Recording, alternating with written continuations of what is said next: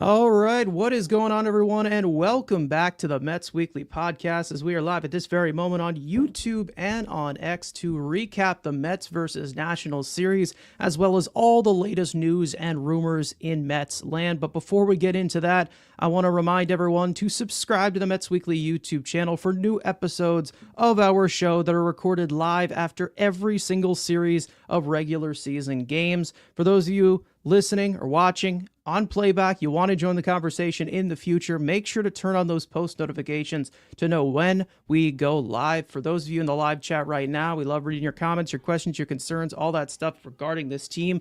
And if you feel like you're being ignored, you're not being ignored. You're just being starred throughout the show, and we will try to pull up as many as we can to keep the flow of the conversation going.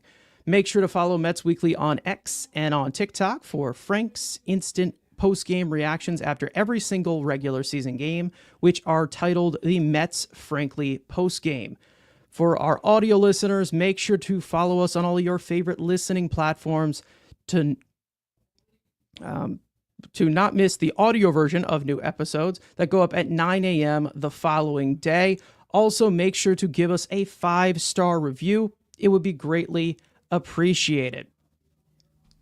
Now, without further ado, let's get into episode number 143. Now, this was supposed to be a little bit more of a breakdown episode, a little bit more of a episode that had a little bit of analysis. We could break some things down, some great things. And then it took a rough turn today in game 3 in regarding a key injury, which we will get into in a second. But a lot happened during this series. We've had walk-off wins. We had a complete game shutout, which we will get into. We will get into some other things that went on with, what's it called? Some other things that went on with this team regarding the bullpen, some of the starting pitching as well. But lots to uncover, of course, plenty to get into. Frank, you are here. You weren't here for last episode. The Mets are playing better baseball. It's getting better. They are into June right now. They have been cruising recently, but the up and down is continuing, especially with that key injury, like I said.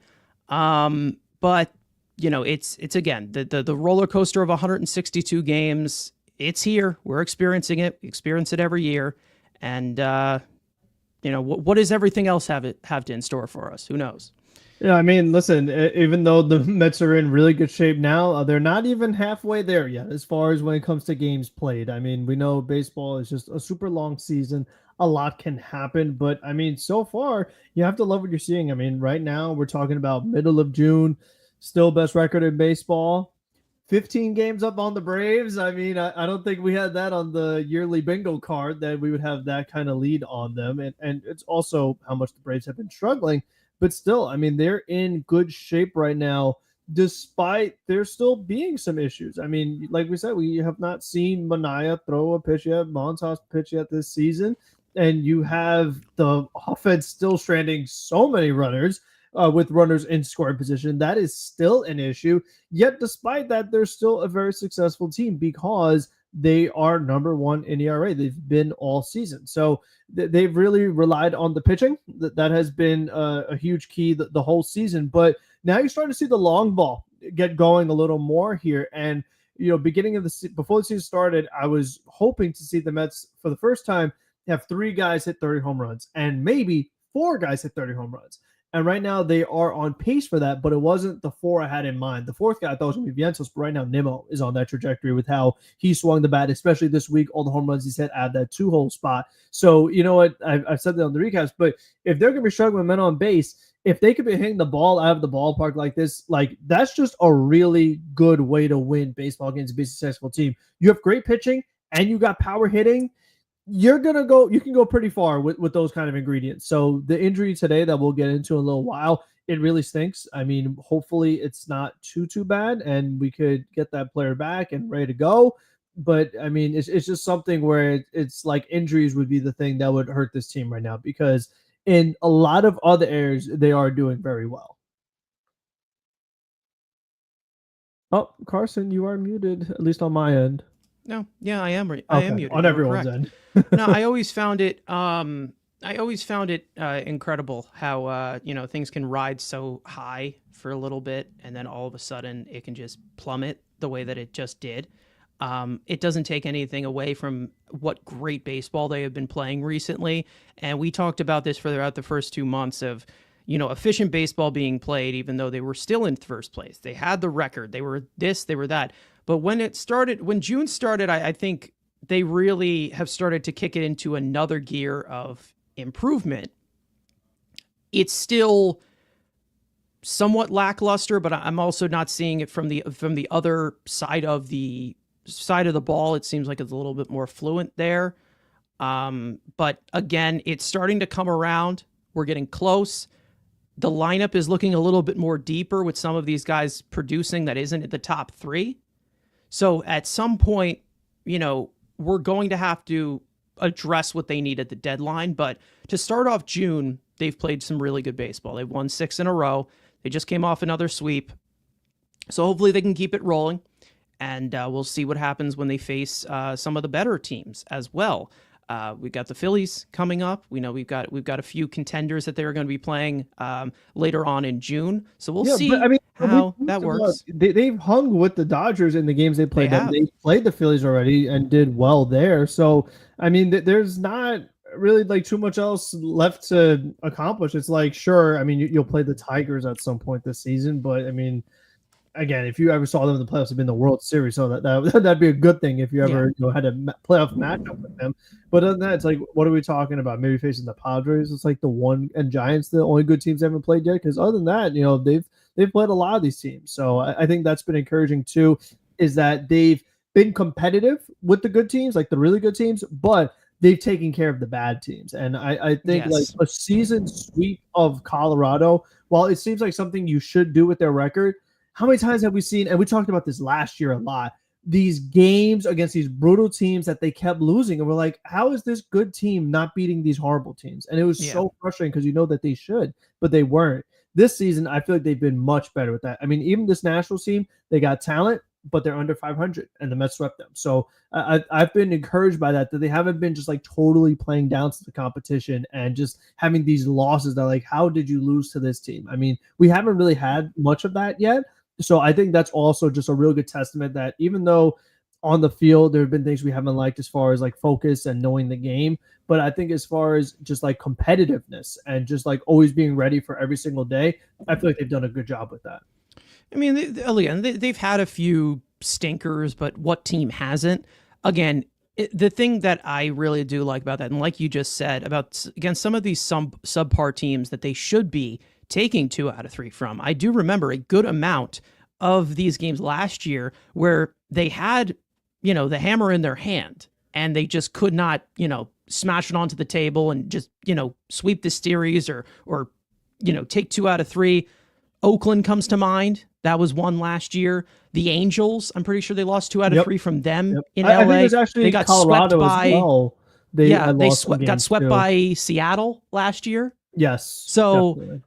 Even though they have had a few, what seems like, I don't want to say punt games, but like throwaway games where it just didn't seem like it was their night, it's not really as noticeable. So again, it is getting very close to efficient baseball here every single night. So far, they have had the most, I mean, they have had, by my math here, they've had 5 efficient performances with runners in scoring position this month already, and we're only 12 days in.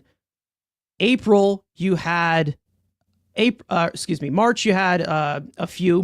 April you had like they've had a lot of month. like 1 for 2, 2 for 3s as well. Yeah, I mean, they have had that. It's a high batting average, but like overall, it's a noticeable issue. But they've been better. They have been better. It's been better. Still not in that level that you want, but again, making up for it with the long ball the way that they have, that definitely can go a long way. Anyways, speaking of, before we even get into this series, we obviously need to start off with the latest that I think everybody is currently awaiting, and that being as said in the chat by ACJ, saying about the Senga injury update. So we will let you guys know of what we know so far, what we've heard on social media, and give a full update on Kodai Senga right here before we even run down the series. So as for Kodai Senga, for those of you who watched live today, he did exit the game with an injury somewhat similar to what happened last year. But as for the full-on rundown of what we know so far, Kodai Senga, like I said, exit today's game with a hamstring strain, which was reported by Carlos Mendoza. He experienced the discomfort after jumping for a high throw from Pete Alonso while he was covering first base in the 6th inning. He was able to walk off the field on his own power. Carlos Mendoza did say that he is expected to be on the injured list and be placed on the injured list. We don't know how long. He will be undergoing an MRI tomorrow to determine the severity of the injury. So as of right now, our breaths are being held at the moment. We do not know what the severity is. Obviously, this is a huge impact injury to this rotation. No matter how good the Mets pitching staff has been, this is quite the loss because Senga, even though the rest of the rotation has been good too, Senga was the best of the best. He was the best out of all of them, leading the league in earned run average, maybe in contention for the National League Cy Young if he got some innings under his belt. And right now, that seems to be in flux. Do I care about that? Not at all right now. I kind of just care about what his health status is at the moment. And right now, we are kind of just awaiting those results. I don't know what this severity is, but this just sucked the life out of basically the same way that it did against the Braves last year. Just sucked the life out of every thought that we had of the offense going well. I mean, yes, the team is in good position. They have depth to do it, but that just, it killed the vibe. It just screwed the vibe completely. It stunk. And of course, with somebody having such a phenomenal season that Kodai Senga is having right now, I don't know how to describe it. Just unbelievable, right, Frank? I mean, unbelievable. Of course, there has to be something that keeps it from a peaceful series, a peaceful week. Of course, right? Of course.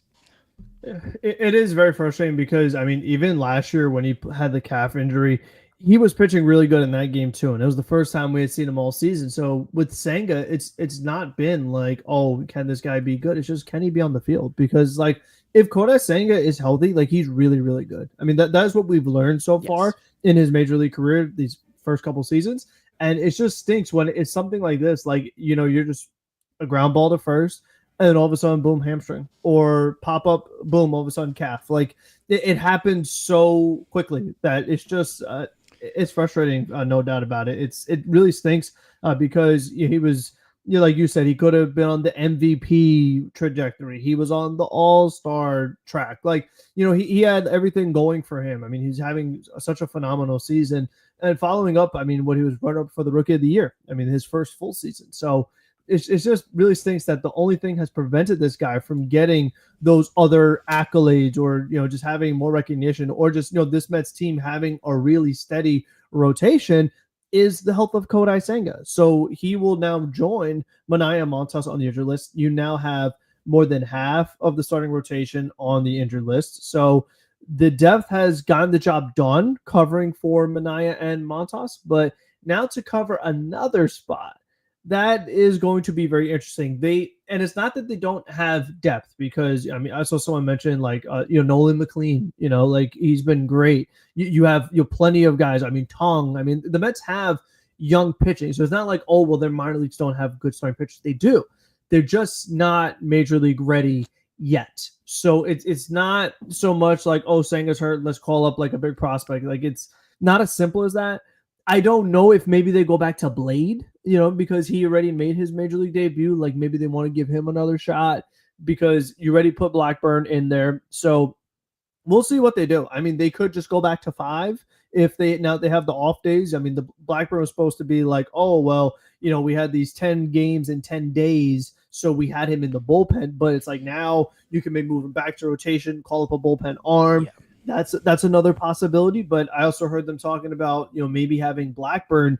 I mean, the last time we saw him was to kind of piggyback with McGill. So it's like McGill Day is also Blackburn Day. That they kind of tag team to finish out that game, and you save like other bullpen arms, which it's not a bad idea. But I just think right now he's already had 3 days off, right? Yeah, Blackburn. he's already had 3 days off. So I just think right now with the current circumstance, until maybe some of these other starting pitchers come back, that could be an avenue they go to just to kind of play it safe and not try to call somebody else up and put them into the mix. They could do that, but I mean, we'll see what they choose. But it really just stinks because, again, the guy's like he was rolling today again too. Like he's having this great start, and you're like, oh, here we go. We're in great shape, and then it's just one play, and there he goes. Yeah. But it's something that they have got to monitor. Like it's something that they need to be aware of and hopefully a little more prepared for. Because if you're saying to yourself, oh well, you know what, it's just because Alonso did a bad throw.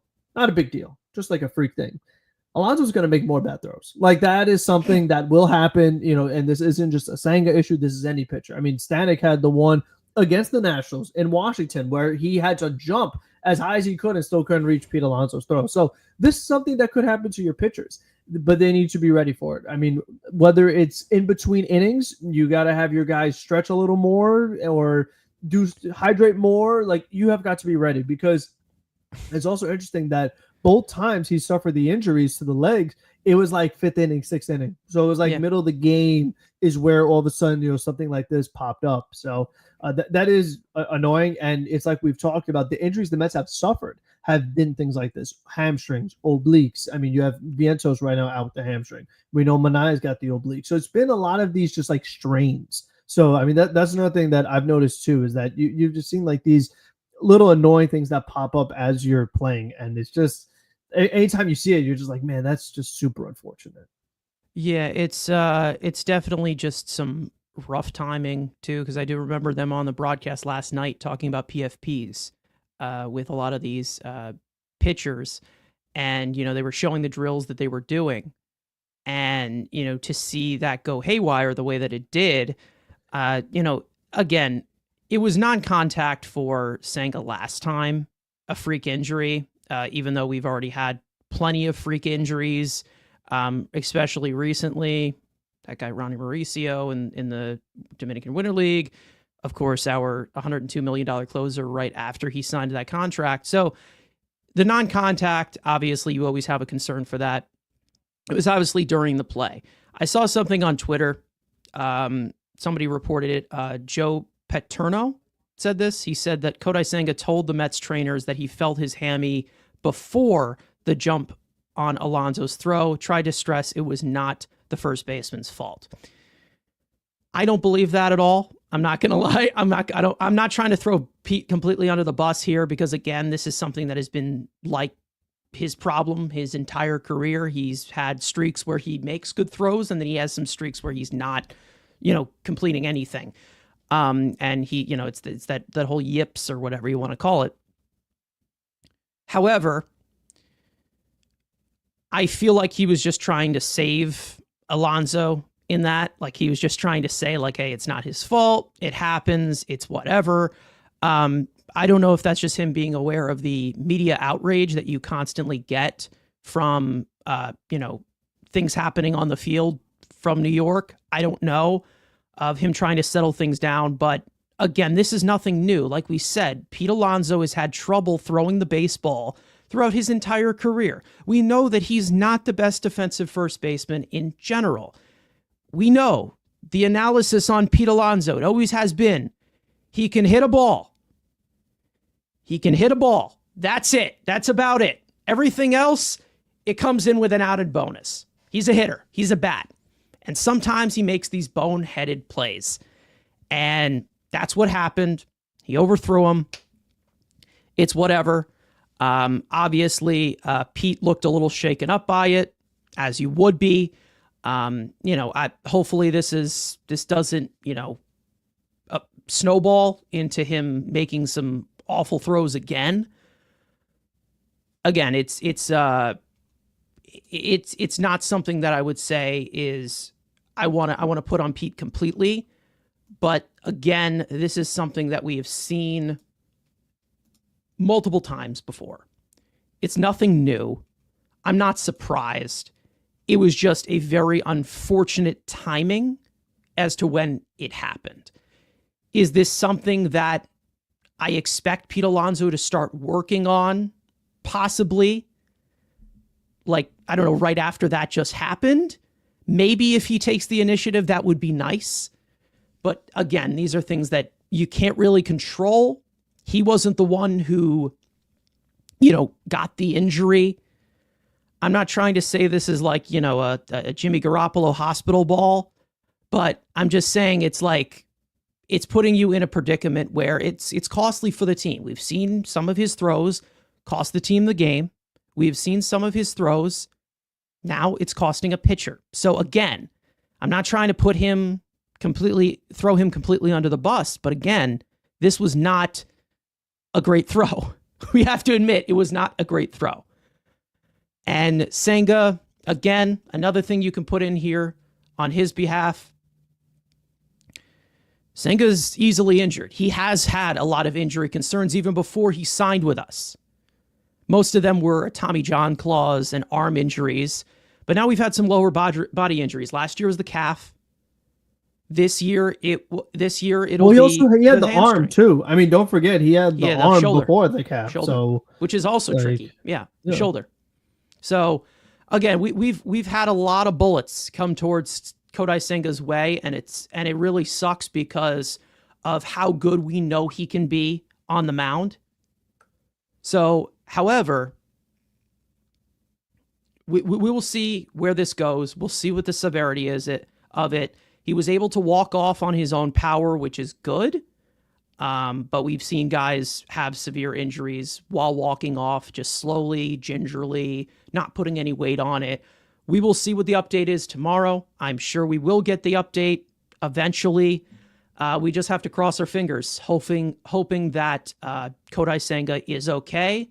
And we wish him a speedy recovery to come back into the Mets rotation, because we all know that we do need him out there on the mound every 5 days or every 6 days if he needs an extra day of rest, which, again, with this Mets depth, they are able to accommodate as of right now because of what the emphasis that David Stearns has put on the pitching depth and how they've been able to also develop arms. And we will get into one of those arms that has really, really developed over these last 2 seasons, who just threw a complete game. But if I were to take a guess, I think that Paul Blackburn is going to probably move to the rotation and pitch one of these games upcoming, either against Tampa or he pitches the first game against Atlanta. And then they're going to call somebody up for the bullpen, whether that is Brandon Waddell, whether that is Danel Nunez, whether that is somebody else that is in AAA that can give us some depth. But again, this is a rough predicament to be in, of course, when you have your starting pitcher, your top guy, go down like this. I like to say that it's like, starting pitcher injuries happen, but again, this is a lower body injury. This is a different type of situation. So to me, right now, it just sucks. I think that just really just sucks right now. And I think that, again, it's all really just has to do with how they're going to piece together the innings, which I think will be a little bit easier than people think it is, not just by production, because Kodai Senga was near perfection so far to start the season. But I do think that they're going to find a way to fill in the innings, because Senga wasn't really going completely deep into the games as compared to some of the other starters in this rotation. So I think that they'll be okay piecing together the innings. Will they get the dominant starts that were coming from Kodai Senga, where he's making everyone chase and getting all of these swings and misses? Probably not. But I do think that this rotation will be able to hold up, especially with you have some guys along the way. They have options that they can pivot to. So it's really all just piecing together 9 innings. not looking for the individual stat line with the pitcher because that's going to be on the shelf probably for quite a few turns through the rotation with Kodai Senga. So we'll see how that works. Nolan McLean, like you said, he has looked really good in AAA. That could be another option. I don't think that they're going to go towards that direction just yet. I think that they want him to get a few more innings, of course, because of him obviously transitioning from being a reliever about 2 years ago, and also having a few arm issues and, that workload. I think that they do need to emphasize a little bit in AAA, but he has looked really good in AAA. There are some guys who are on the way, but I don't think that they're going to make a panic move here because there's no need to, especially with the production you've been getting from this pitching staff, which I don't think anybody really expected. I expected this rotation to be a lot better than people were saying it was going to be because of the tools they can apply to these pitchers. But this is a different level of what we're seeing, like basically top one in a lot of categories with this starting pitching. It's been amazing. Jonah Tung is another one that you can put in there in the conversation. Blackburn against the Braves is not good. The Braves haven't been that good recently, so maybe he can catch them on an off day. Who knows? But they're just going to have to maneuver, just like they did last year down the stretch of the season with Minaya and Quintana and Severino coming through with Senga going down. So either way, we do need to get into the rundown. Have to take a drink of water. I'm sure you guys know how this goes. But either way, let's get into this 3-game set with the Mets versus Nationals, which had a event pretty much in every single one of these games. And we'll be sure to break it all down for you guys. So as for game 1, clearing my throat here. Griffin Canning would get the start, and he would struggle off the bat, surrendering a 2-run homer to Nathaniel Lau in the first inning. He'd surrender a solo home run to C.J. Abrams in the 5th to deny him a quality start, and after a 1-out walk in the 6th, he would be pulled from the game for Jose Butto, who would finish the inning to close the book on Senga. 5 1/3 innings pitched, 7 hits, 4 earned runs, 2 walks, 4 strikeouts on 87 pitches, down 3-0 in the second. After a leadoff single by Brandon Nimmo and his 4th stolen base of the year, Jeff McNeil would get the Mets on the board with a bloop RBI single to right. Juan Soto would get the Mets a little bit closer with a solo home run, his 12th of the year, to make it a 1-run ball game. Jose Butto would come back out for the 7th and would get the first out, and the Mets would turn to Jose Castillo to face the left-handed hitters due up. After walking the 9-hole hitter and hitting C.J. Abrams, Castillo would escape, getting James Wood to ground into a 6-6-3 double play to keep the Nationals off the board. Castillo would come back out for the 8th, striking out Nathaniel Lowe to start off, but he would allow a 1-out double and a walk to the next hitter.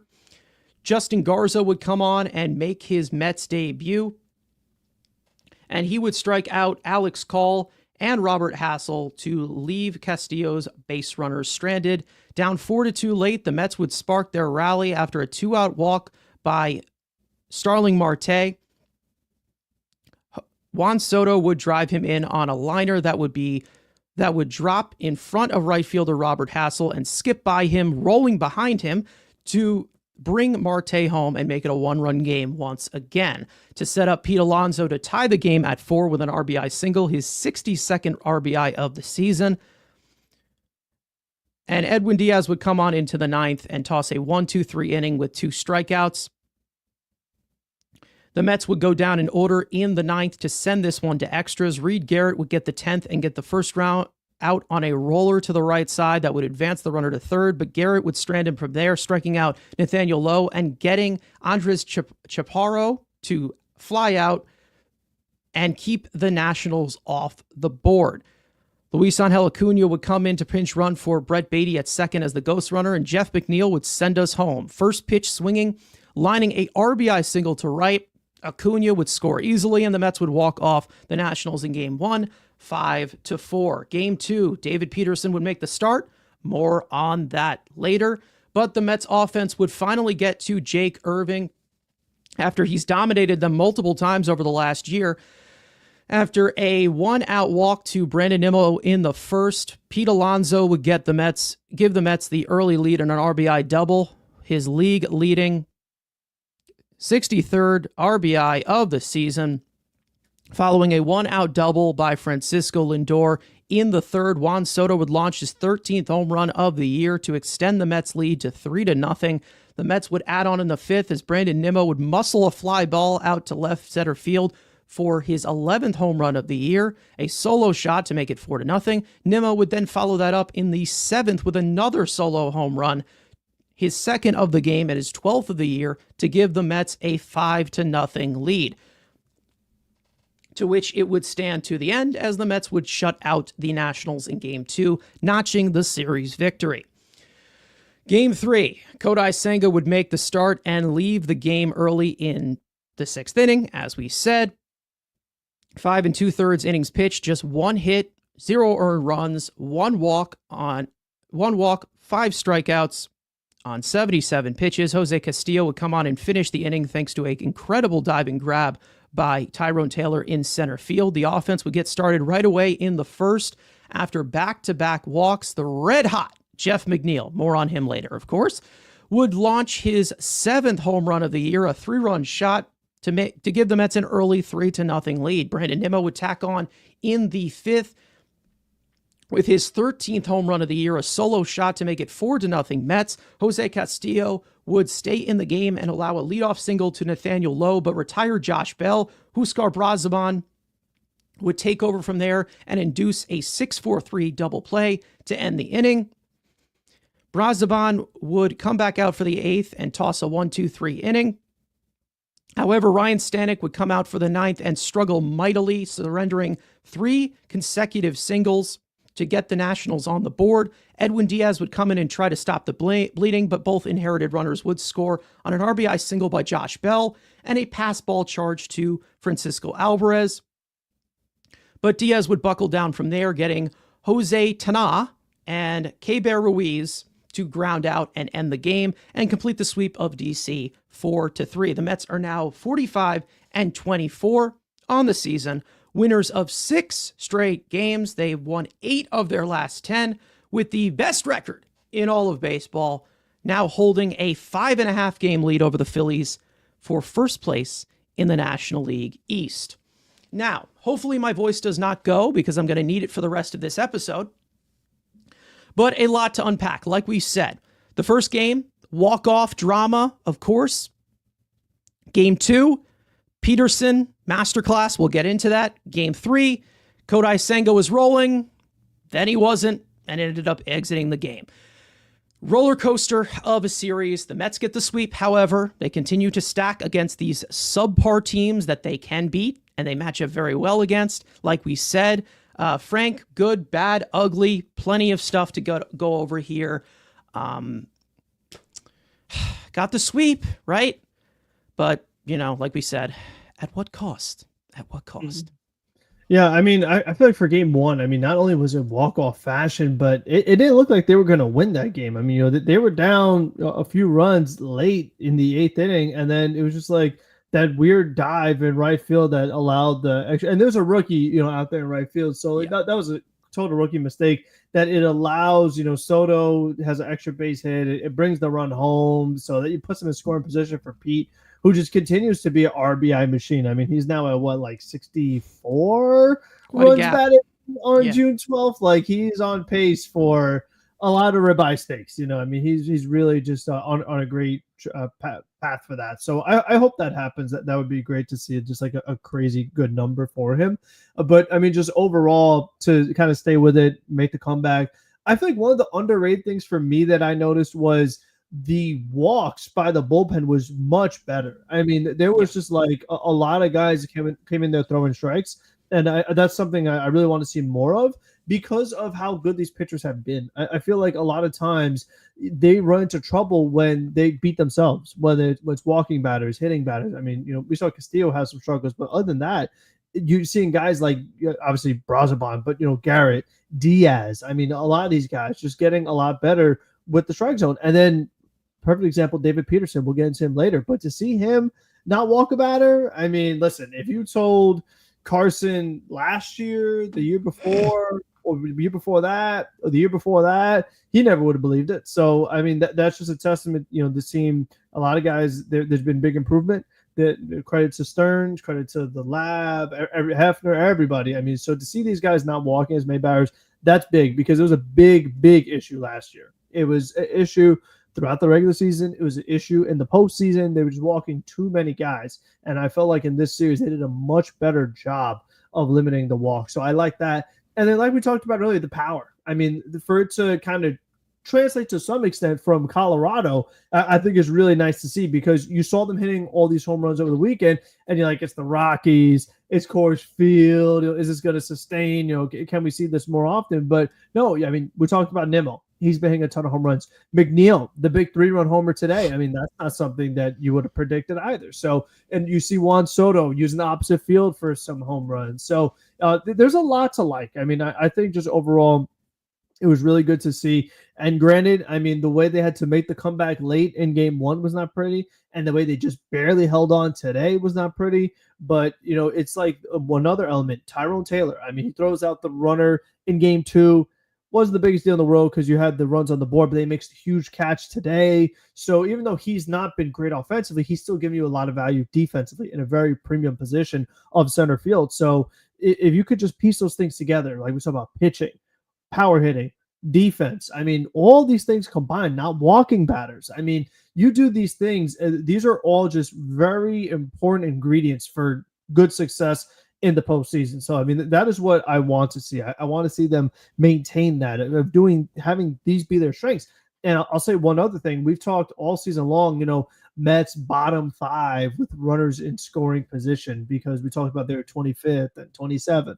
Because they had some of those games you mentioned, the 1-for-2s, the 2-for-3s, they've moved all the way up to number 13 as far as batting average with runners in scoring position. The team ahead of them is the Detroit Tigers by only 3 points. And the Detroit Tigers, second best record in baseball. So it is nice to see that slowly but surely they move their way up. I mean, they're up 20 points at least, maybe a little more than that, up to 248. So it hasn't been great. There have been some examples like this series where you did have the 1-for-7s or 1-for-8s.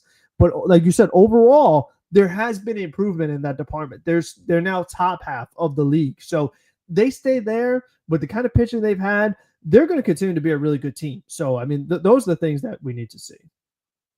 I mean, even if there is, some kind of struggle with this offense, I think we all know that the constant as of right now has been Pete Alonso, who is on such a ridiculous tear that I don't know. Again, we said at the beginning, we were like, okay, is this going to stay the way that it is? It seems like it just continues to get better because he's on such a ridiculous tear right now that he is coming through against, it doesn't matter what team, he is just coming through against anybody. I mean, he was clobbering the Dodgers, I'm pretty sure, like last week. And again, he is just been fantastic in these situations for a team, like we said, with situational hitting has been a massive issue for them. And it's not even just stringing together hits. It's more of just the overall approach at the plate, which has been better recently, but however, still not getting the fantastic, still not getting that fantastic production the way that we want it to. But again, with Pete Alonso performing like this, and I mean, I think that the source of panic when we saw with Pete Alonso of taking him out of the 3 spot or taking him out of moving him to the 4 spot, he looks the exact same to me. Like, he looks fine. I like him in that, 4 spot because he gets the most opportunities with that happening, with how much Nimmo and Soto walk. It's basically just, giving him a chance to cash things in and produce for us and be the main run producer, which is a good thing. We're really just starting to see Pete Alonso go to different heights that I don't think we've seen at all in his career. And it's really impressive. I talked about it last episode on Solo when I was here, talking about, with him passing David Wright and him passing everybody on the RBIs list and the home run list. At the end of the day, it doesn't really matter. It's all really about the team winning. But it really does come into question, obviously, with his future untold as of right now. Nobody knows what's going to happen. And, him running up quite a tab in free agency. He did not want to get cheated out of any money that he cheated himself at last year. So we'll see. And it does come to show, this will be the pivotal point of what Pete Alonso's Mets legacy will be. And if it ends up being, this type of year that motivates him to get that payday, the team's going to be in really, really great shape. And the one thing that I can say about, this whole thing with Pete Alonso, it does not seem like it seems like every single AB he's in it. And I think the problem that we really, really get to thinking about is obviously the mental state with some of these hitters making these days. I am hoping that this continues for Pete Alonso because they do need him to produce, not at this insane, incredible level that he is, but we do need him to be that incredible run producer that he has been and he wasn't last year. And it makes such a big difference of him coming through in these spots because it goes a long way from saying, okay, well, is he just an all or nothing hitter? Or is he somebody who actually can give us production in every AB that he gets? He's walking a lot more. He's getting on base more. Seems to be a lot more feared of a hitter than he was last year because it seemed like everybody was just throwing junk in the other batter's box last year. So he's made a huge impact. Again, we will get into Jeff McNeil in a little bit. Everybody can scream in my face. But I do like what we were seeing from Juan Soto. It seems like he's starting to lock in a little bit more. It seems like he's also giving you some more competitive ABs. I didn't see many ground balls in this series from him. It seemed like he was lifting a lot, which is good because if he makes contact and lifts the ball, it's going to go really, really far and he's going to make a massive impact on this team. And it's all really just about, lifting for him, getting that backspin on the ball because we know how much raw power this guy has. And again, other things that I want to point out here before we get into some more individual performances. Justin Garza, great Mets debut from him. They acquired him from San Francisco for cash considerations. They brought him up immediately. Good arm that this guy's have. Nice crisp fastball. So again, he struck out two batters with two runners on high pressure situation. Welcome back to the big leagues, kid. Have fun. And he passed it with flying colors. So we'll see how that continues. I'm sure if he does continue to do well like this, then I'm sure we'll have a analysis ready to go of what we have seen from Justin Garza. Just seems like another arm that Sturms enjoyed, who did not do well somewhere else, and that's it. Speaking of Soto, like you just put into the chat, Soto's ground ball rate is below 50%, which is a really good thing. Really good, especially at the rate that we were going at the beginning. So that is really good. Some other stuff, like you said, Tyrone Taylor, always finding a way to make an impact on the game. Doesn't matter if it's with his bat, which has been somewhat productive from the bottom part of the lineup, not very, world beating, but has still been able to give competitive ABs. But what he does in center field, he's really good at it. He really is. Whether it's with his arm, with his overall athleticism, and again, with, the shift going away with a lot of things and, speed being implemented more into the game, he becomes a very valuable piece to this team. And we've talked about it before. Is he a superstar? No, he is not. Is he a star? No. Is he a good player? Probably not, but he's a ball player. That's a winning ball player right there that can help you in the margins and help you win games in today's game. And it's definitely something that we need, especially with, the lack of speed that is on this team when they're not hitting home runs like they did in this series. Some other stuff. Let's see. There was one other thing that I wanted to point out before we get into the two performances that I want to get into. Jose Butto looks a lot better with runners on. it seems like he's starting to make some pitches, throw a lot more strikes as well. We've seen a lot of control issues with him. That he was one of the main culprits even last year with the walk issue that they had from the bullpen, from the pitching staff. He looks a lot better. I don't know if it's sequencing or not because I haven't really been paying attention to the sequencing, but he looks a little bit more comfortable. And he's, at some point, maybe, I don't know, a few weeks ago, I was like, okay, we're in DFA territory with how bad he has been pitching, especially with the timeliness of some of his pitches where they were in with 2 outs, 2 strikes, just awful pitches, give up pitches.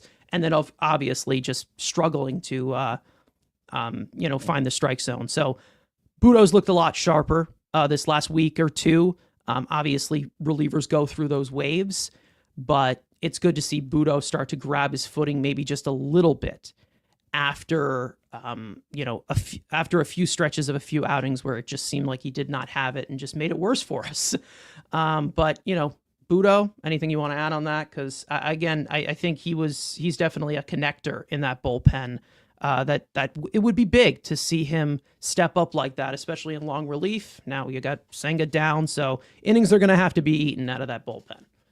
Yeah, I mean, it's going to be a really big, like you said, the kind of role he serves as someone that they are, like you said, trying to put in with men on base. But also, I mean, your point of connector is perfect because he's really in that middle relief role. I mean, you're talking about starting pitcher comes out of the game, 5th inning, 6th inning, you may have some guys on, get out of that and maybe go another inning. So you're seeing those inning and a third, inning and 2/3 kind of outings. And those are really important because that is kind of the tide, it changes the outcome of the game a lot of ways because the other team has a great opportunity to get ahead, but it's if you can keep them there and then just get it to those high leverage guys, I mean, it swings the game. I mean, it's right in the middle where it's this could kind of decide what's going to happen here. So for him to come through in those moments is quite big for him because it's not something that everyone could do. And it's something we've talked about. You can't just bring any reliever into a situation with men on base. And we've also talked about that being in the bullpen is still relatively new for Jose Butto, a guy that, all throughout his career was a starting pitcher.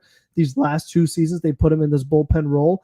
And even though the walks have gotten better, I mean, he's still only 12th percentile, but that's an improvement from last year when he was 3rd percentile. So he still has a long way to go for the season as far as if he wants to, keep not just putting extra runners on, because if you're in a role with men on base, you can't put more on, you need to just kind of leave everybody there. So walks are just going to make things so much more difficult to escape those jams. And for him, I mean, he's using the fastball a little more. So, I mean, we'll see if maybe that helps him just generate more overall strikes. So, I mean, I'm curious to see how it all shakes out, but getting him to step up would definitely help out this bullpen a ton because, we talk about those days where maybe Brazaban's not available or Garrett's not in. So you need someone else to step up. Getting Budo to do that could just make your life a lot easier. Speaking of long relief, as I just said, Jose Budo, Will Salmon, one of the best Mets beat writers, by the way. If you follow anybody on Twitter, that's the guy to follow right there. It looks like the Mets are planning to call up Max Kranick. So that seems like a really smart decision. I didn't realize, to be honest. I thought Kranick was actually up here with us, but apparently they optioned him to AAA Syracuse because apparently it was after that Shohei Ohtani home run that he gave up or whatever. So, okay, now my memory's starting to jog here. But obviously, like we said, piggybacking those things on back to back. I think with what they did Blackburn probably for Ohtani's home run to finally land before calling him back up. Because that's how much of that's a good thought. That is now that it landed, it's okay, we can call him back up. Yeah, he cleared Hollywood Boulevard. Yeah. He that thing just that thing was that was like what was it called, the balloon boy hoax, just floating, just continuing floating waiting to come down. Anyways, basically the movie Up, I guess. Yeah, basically the movie Up, I guess. That's the best way to describe a Shohei Ohtani bomb because he's just really that good. But anyways, Max Kranick, like I said, what I expected. Them moving Blackburn to the rotation. Maybe he makes a start in the next coming days, and then you have another reliever that you call up, and that's the type of flexibility that they can have. We know that Max Kranick has had some good outings for us. He has had some bad outings for us, but he is a quality arm. I think we can all identify him as a quality arm at this current moment and what he has done for this team, and he's come up big a lot in long relief for us, and we're definitely going to need that. So it's all really about piecing together these innings. But either way, before we get into these individual performances that we want to get into, we obviously have some other injury updates that we want to put out here. I saw some people asking about in the chat about Montas and Manaea. So across from the Senga news, we still do have some updates, of course, of guys getting back. So Frank, the injury report is all yours. Have fun. Yes, I mean, here we go. It's hamstrings and everyone else. So, starting it off with Frankie Montas. Mets starting pitcher is scheduled to make his 5th rehab appearance for AAA Syracuse tomorrow night. Mets manager Carlos Mendoza stated that they could utilize the entire 30-day rehab assignment window to build up his workload even further, as Mets pitching coach Jeremy Hefner discussed mechanics with the 32-year-old right-hander amid his noticeable struggles so far in minor league game action. Montas has been sidelined since the first week of spring training due to a high-grade right lat strain. Sean Manaea, Mets starting pitcher, made his 2nd rehab appearance for High A Brooklyn on Tuesday night, tossing 2 2/3 innings of 2 hits, no runs, 1 walk, 2 strikeouts on 46 pitches. Mets manager said that Manaea is scheduled to make his 3rd rehab appearance on Sunday, but for which affiliate is to be determined. The 33-year-old left-hander has been on the injured list since the beginning of March due to a right oblique strain he suffered in the first week of camp. Mark Vientos, Mets infielder, has already begun jogging and taking batting practice, currently ahead of schedule from the original 10 to 14 days of treatment. However, the 25-year-old slugger will likely require a minor league rehab assignment before being activated. Vientos was placed on the 15-day injured list due to a right hamstring strain he suffered while running down the first base line during a game in Los Angeles. So with Vientos, when he hurt his hamstring, you saw him go to the ground. He was not able to run. We thought it was going to be much worse. At least for Senga, we didn't see something quite like that where looked like he was able to walk a little better. So it's hard to compare hitter, pitcher, and all these other things. Yeah. But like you said, I do hope that we're seeing Vientos progress pretty good. I'm hoping, again, with Senga, it wasn't a huge thing as far as the grade of the hamstring strain, because it really could change the timeline depending on the severity of it. So I am kind of curious to see how that works out. But we've talked about with Montas and Manaea, it's even though you're oh, well, they're pitching Montas in AAA, we still have to remember when these guys got hurt, they totally missed spring training. So it's a 30-day rehab window for Montas makes a ton of sense because it's essentially spring training for him. So I totally understand their line of thinking. And listen, hopefully the Jeremy Hefner little whisper changing mechanics gets him on track. I mean, I hope so. That would be great. But, we'll see. Like we said, we don't want to overreact to rehab assignments. We don't want to overreact to minor league stats. But there's also something to be said of, when you bring a guy up, you can't then tax out your bullpen. So it's they need to be effective. And like we mentioned, working the workload. He needs to be able to work, pretty deep to a game like a usual starting pitcher. Yeah, we'll see what happens with Montas. Manaea, I think it's probably a little bit more encouraging as of right now, but he's going to definitely need a few more starts. We did hear from Carlos Mendoza after today's game saying that with Senga's injury, they are not going to rush Frankie Montas back, which is completely understandable. He's obviously out of sorts as of right now. He's been struggling in some of these rehab appearances, so hopefully that is better. And like you said, the words of wisdom from the great Jeremy Hefner, hopefully that will help him, progress in his rehab. And also, it's the workload as well, because the right lat strain, I mean, it obviously was something that was in high grade for him. And you don't want to see it get any worse. So again, with pitching being the irregular motion that it is, take as much time as you need. We have the depth in order to supply it and fill in those innings. It's not full panic mode at this moment. I know everyone's ready to light their own house on fire right now. But, injuries happen to pitchers. It always will. There is absolutely nothing that you can do to stop it. So far, the Mets in the injury department, they've been okay. There's been quite a few, but it's not as severe as we've seen it before. It's not like the entire rotation like it was with these young guys, with the young guys last time around, where none of them had a healthy turn through the rotation. They had one throughout like 5 or 6 years. So again, we're starting to see, them hopefully be as this new Mets regime, not hit the panic button when one guy goes down and that's it. They will try to fill things in. They will try to find some replacements and piece things together, but they're not going to just completely flop into nothing and disintegrate because of one guy going down.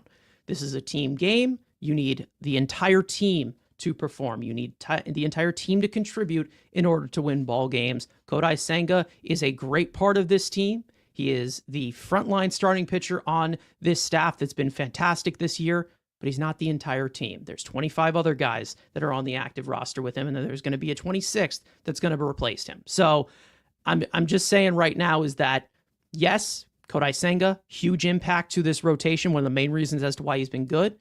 But again, there are other ways that they can piece together the starting pitching without having these flashy stat lines to make everybody feel comfortable. They're just going to have to figure it out, and they did a really good job with it last year. Carlos Mendoza was pushing the right buttons last year, so hopefully he can do it again. So I'm not here to completely panic over everything because it is a long season.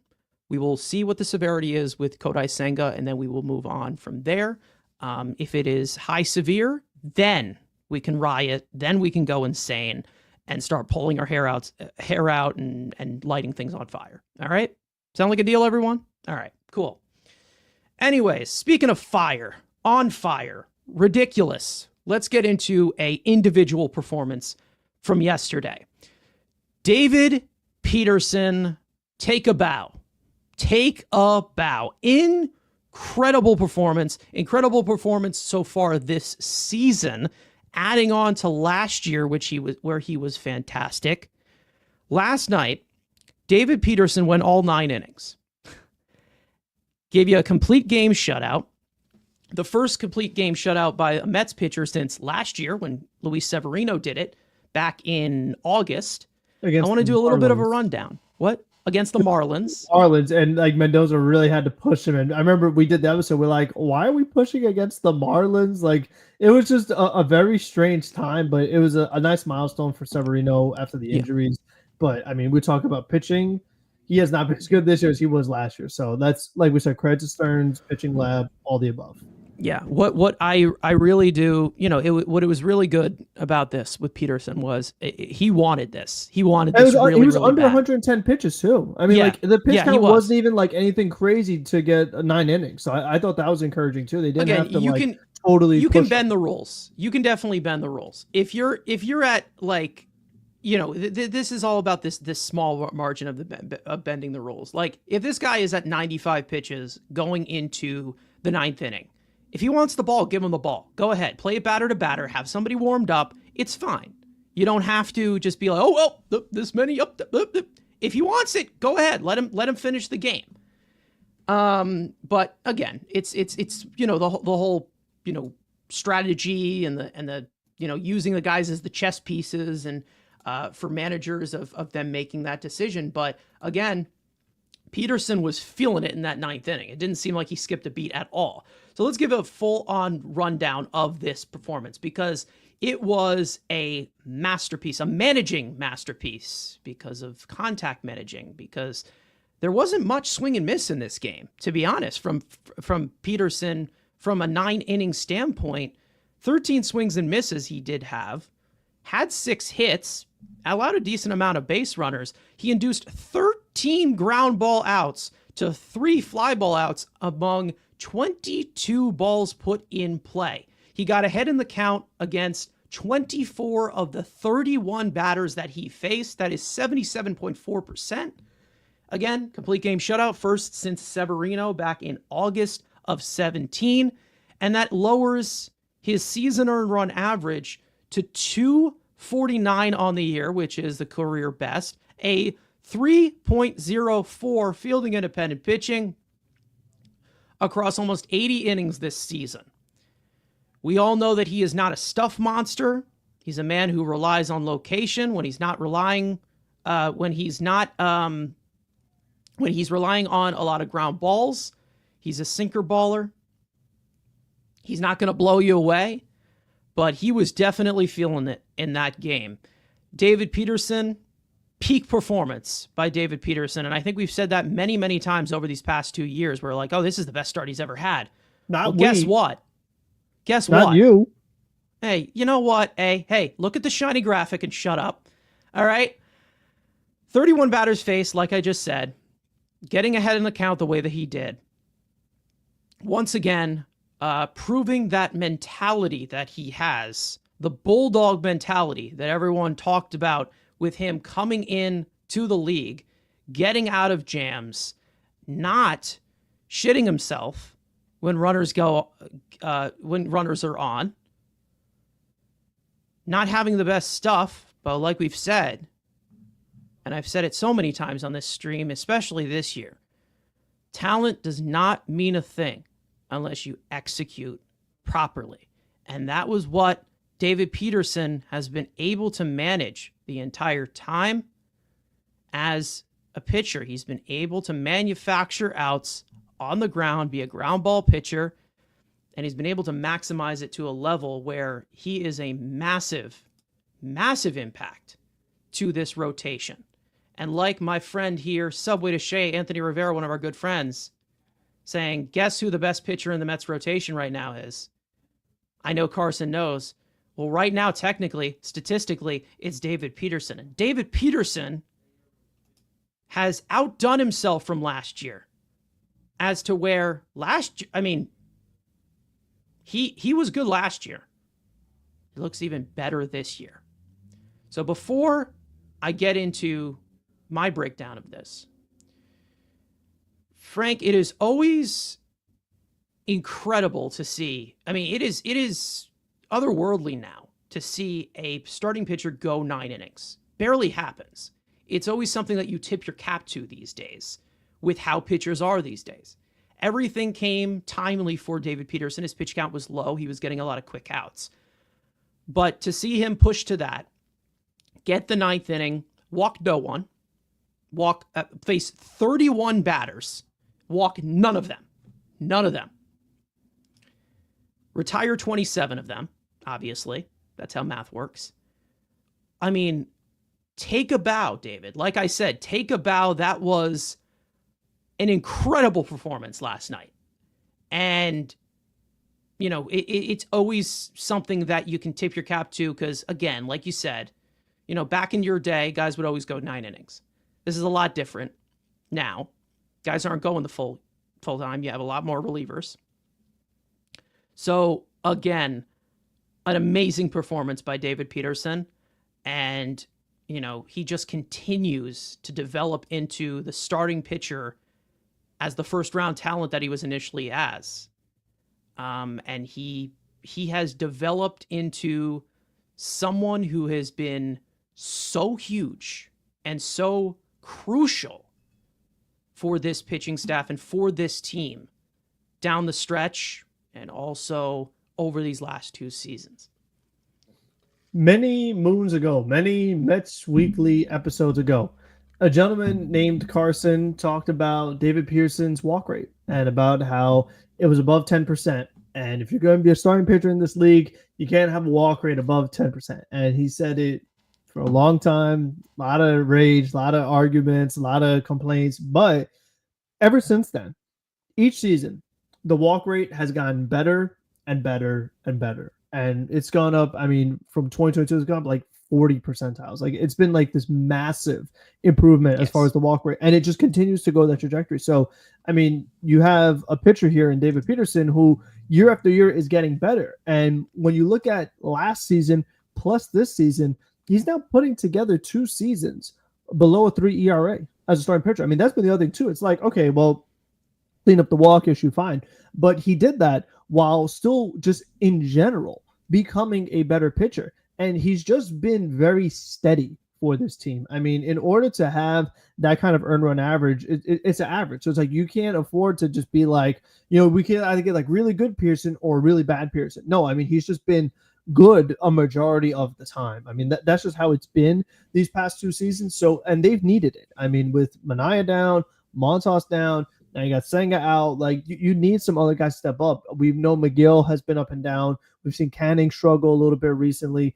Blackburn, we have no idea what we're going to get. But it's like, at least we have David Peterson. You know what I mean? It's like, at least we have one guy remaining who we know every time he takes the ball, we're in a good position to win that game. I mean, he had 10 wins last season, and, we don't put too much stock into wins and losses, but he did that while still not having a full season. I mean, he only made 21 starts, and he still was able to be a double-digit win pitcher for the Mets. So that was nice. But he's someone that, because of, the way Mania pitched last year and Severino when Quintana, and we kind of had Senga in the mix, we didn't really see much of him in the postseason as far as a starting pitcher. But I feel like with what we've seen this year, it's hard to not put him in. Like I feel like it would just be kind of injustice if he's been like your most consistent pitcher and you would put him in your playoff rotation. Like, so that's something that I am curious to see if that's like a little change they're willing to make as far as giving him a shot and seeing what happens. But it all depends on the matchup. I mean, if you have a team that just absolutely crushes lefties, maybe not. But I just think in general, like I'm curious to see like if they do trust him a little more this go around. I mean, if he really, strings together 2 straight seasons, he's showing continuous improvement. I mean, when it comes to like value, I mean, we talk about like, what the expectations are for the player, what the player is getting paid. I mean, right now they're getting excellent value out of him because, I mean, he's still, he was in arbitration and they're getting like this great season and from a left-handed pitcher, which is just, I mean, absolutely awesome. So it's very encouraging because we've argued about this guy for 5 years. I mean, he debuted in 2020, and Carson and I debated about David Peterson for 5 years. And now it's just good to see him getting the job done. And he's got arbitration 3 for next season. So definitely, like, sure. And then he's 31. So things are going to get interesting for him as far as what his market is with age and performance and things like that. But, whether it was the hip surgery he had and what have you, like to see his slider be effective again, that's his key. I mean, he's got that going. He's not walking batters. He's going to be really solid for you. I mean, and with his height, he gets the great extension too. So, I mean, he's a tough pitcher. For a lot of these guys with what he can do. So I've loved it. And again, just like credit to this whole pitching lab, everyone involved. This is a great story. I mean, this is a guy that we said, first round pick, he's not living up to it. But right now, he's living up to it. Yeah, and it took a while. It really did. I mean, the way that he's been a late bloomer, I mean, first 4 years, it was very, very up and down. He had some stretches that were not great. Maybe overall, it looked really good on the stat sheet, but every single night, it seems like we're penciling this guy in for 6 quality innings, 7 quality innings sometimes. And like you said, I've said some shit. I've said some shit about this guy. I have definitely been one of his biggest critics for a long time. I didn't know how long this was going to hold up, especially with the amount of strikes that he wasn't throwing last year. Was it going to translate? Were pitchers going to start to figure him out? Was he going to get into these stretches where he was going to get behind in the count and he was going to start walking guys again?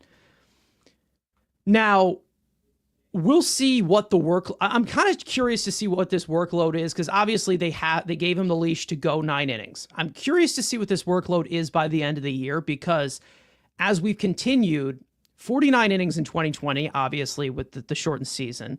66 in 2021, 105 in 2022, 111 in 2023, and then topping that again with 121 plus the postseason in 2024.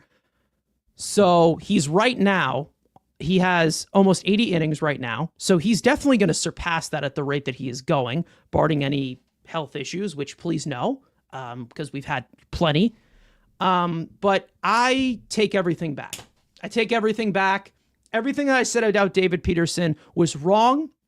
If you see any tweets about me clowning him, go ahead and tag me, call me a bitch. I don't care. I don't care what you do. I was wrong. I was 100% wrong about this guy. Not to mention of how we can compare this to the other conversation with guys like Tyler McGill, who has had these troubles with consistency, which I think right now McGill is still at the best version of himself, but still has those same ironed out problems that still he has not been able to develop that. I was always someone, I don't know, 2 years ago who was like, nothing seems to phase this guy, Tyler McGill. Nothing seems to phase him. And then David Peterson, it always seems like he's losing his head with runners on base. Like that's how it always felt. Now, 2 years later, it's complete opposite. David Peterson actually has a mental capacity, and Tyler McGill has had so many of these instances in the fifth inning where he cannot get out of these situations, as to where you basically can just say, okay, maybe he's just mentally weak. That's literally it. Like, that's all you can really say. It's like, maybe he's just soft. For David Peterson, he's actually developed. And yes, he does not have the best stuff. He probably never will, because that was probably one of his highest graded stuff performances because of how everything was working last night. However, he knows how to execute. He's done better from the stretch. He's done better in high leverage situations. We have seen him come through so many times when this team has needed either a win or a good start from the starting pitcher, something that Tyler McGill has not been able to do. So again, like I said, with Tyler McGill on paper, I do believe, I probably will to the end, I do believe that overall, Tyler McGill is a more talented arm than David Peterson. However, like I said, talent doesn't mean a thing unless you execute, unless you play the right way, unless you actually get that production. And David Peterson figured out how to do that. McGill has struggled to do that, and he's continued to have the exact same issues. So hats off to David Peterson, basically making me look like an idiot now. Keep doing it. Please keep doing it, because if you do, the Mets are going to be in great position. And I take it all back. I take it all back. Do not listen to old me from 2 years ago. Do not listen to me from 1 year ago, because right now we are seeing a stretch of David Peterson that is the best of his career. And it looks like at the rate that he's going, he's just going into the prime of his career. So we'll see how this continues to go. But he gets my full respect here. He actually got my full respect after when he called Ohtani just another hitter, because of the way that, obviously with the way that the media perceives Shohei Ohtani as this, I can do no wrong and I'm amazing and a unicorn, though that may be true. The way that it's constantly shoved in your face, to see David Peterson just strike him out 3 times and say, yeah, he's just another hitter to me. Okay. Yeah. All right. I listen. Hey, we're you put up these types of performances that the team needs it very, very timely. You know, then we're gonna establish like yeah, this guy's legit. I mean, he's legit. And he's developed. This is one of the few situations where we've seen a homegrown guy, come through the Mets system. He would struggle, and then he's improved. Does a lot of that maybe have to go to bringing in David Stearns, and David Stearns saying, "Hey, get the Shakira hips, get the procedure, and we're gonna be off to the races." Maybe. But this is one of the first times where we're seeing him actually improve every single year and continuing to get better, which is something that I really, really hope is implemented throughout the entirety of this Mets system going forward. So not Tyler McGill, excuse me. David Peterson, phenomenal outing, phenomenal season he's been having. He's been incredible since he had that hip surgery. I mean, what else can you say? He's been one of the main contributors on this team, and he's made me eat crow for the last 2 seasons. And I will be sure to have it for dinner every single night if he continues to pitch like this. Because on contrary to belief, let me try that again. Because on contrary to belief, to anybody watching on Twitter that we have here, I'm not actually a dick. Not actually a dick. I may play one on Twitter, but I'm not a dick.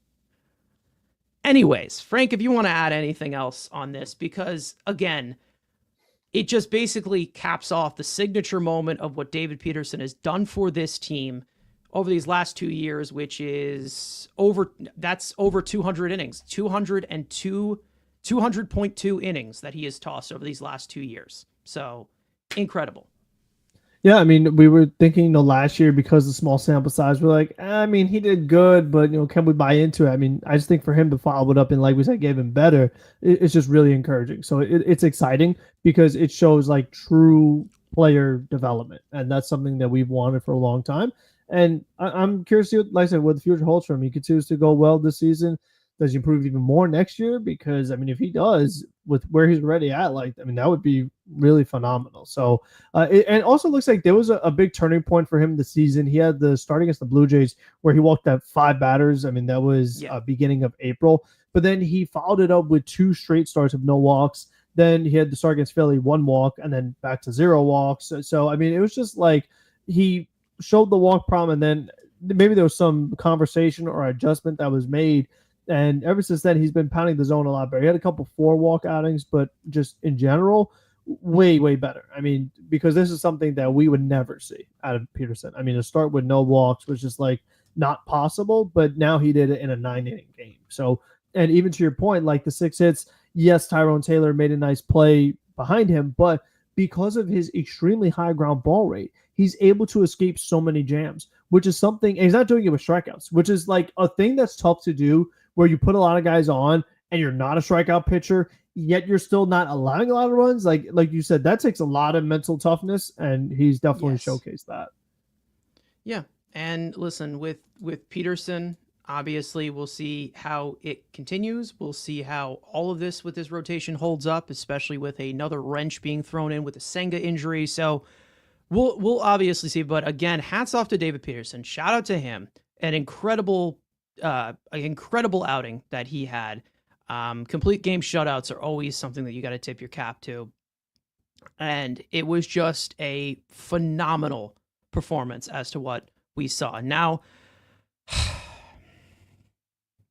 I think everybody knows what's coming because it's on the docket. Let's twist the knife even more and bring back some other stuff that I've said in the past, which I don't take back. No regrets. No regrets. You're not here. This isn't the last you're hearing from me. Let's get into someone who has a special place in my brain. Jeff McNeil. Frank, this is one of your guys forever and for always. To be honest, I don't even think you really liked him until you met me, to be honest. That's my working theory. But Jeff McNeil has seemed to turn the corner again and is coming back to being a productive hitter. Now, here's one thing that I want to point out the context here. Jeff McNeil, last year to start off in the first half, was one of the worst hitters in all of baseball. He was terrible. One of the worst players in all of baseball because his defense was also taking a hit as well. He ends up getting hurt. I think it was like a hamstring injury, a calf injury. comes back in the second half, has a really, really good stretch. I think remember you called him a baby because he got hit in the wrist with like a off-speed that was pitch, later. and then that was oh later. my goodness, No, that was later. 2 injuries. Okay, yeah. So he had 2 injuries. He comes back, and he has a really good second half for what was it, like 5-6 weeks, something like that, 5-6 weeks. He does well. It seemed like there was a new approach, right? It seemed like that he was starting to pull more line drives. It seems like, and I was sitting there like, let's see how this goes, because we've seen him flip flop back and forth with approaches, new bats, new batting gloves, new mustaches, and we've seen him go back and forth. So I was like, okay, that's a good start, but I need to see more. Then he gets hit on the wrist with a 77-mile-an-hour curveball, and he was done for the year. Comes back in the postseason, gets a few ABs. Everyone throughout the offseason was like, okay, he's changed. He's changed. He's new. He's new and improved. He's the new Jeff McNeil. Jeff 18.0. It's happy Jeff. It's happy Jeff. Jeff 18.0. Anyways, so we get to that point. Go into spring training. Everyone's ready with the whole talks of, Luis Angel Acuna's small sample size. And everybody wanted Acuna to be the starting second baseman. Acuna's not performed well this year. Jeff McNeil comes in here in spring training, gets hurt again with an oblique injury.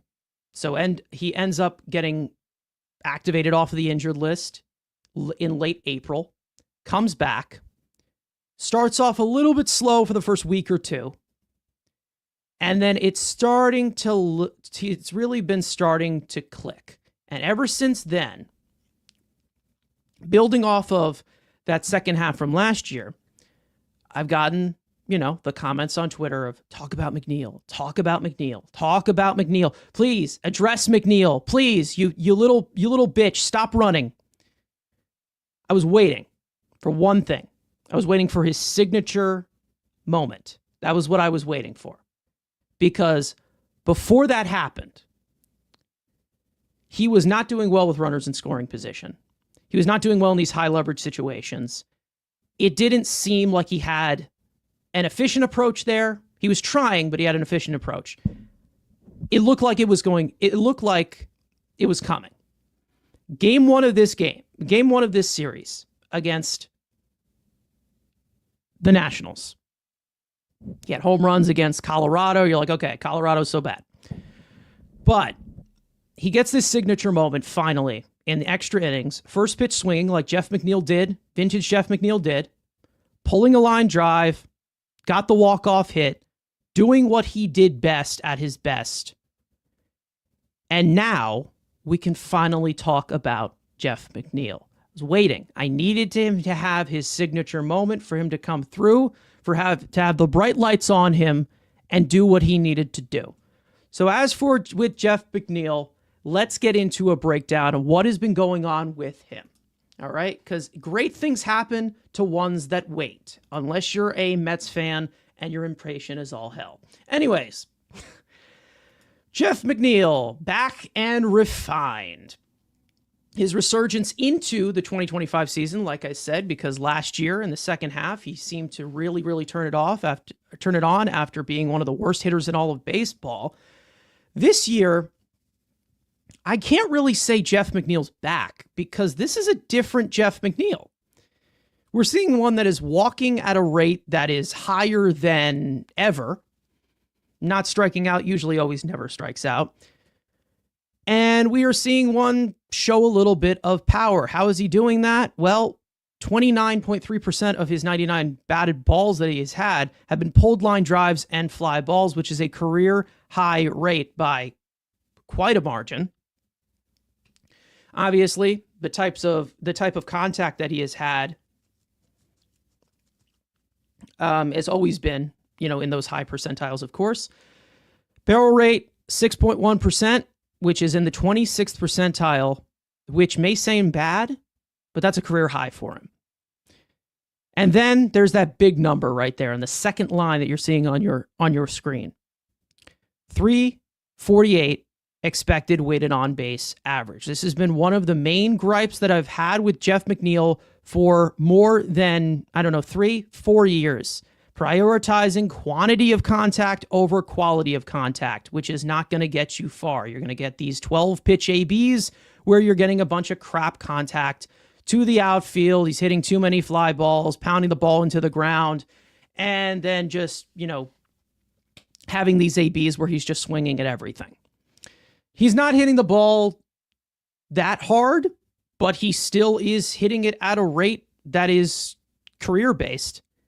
And once again, we're getting incredible production from him, a 151 weighted runs created plus, which would be a career high if the season ended today, a career high in slugging.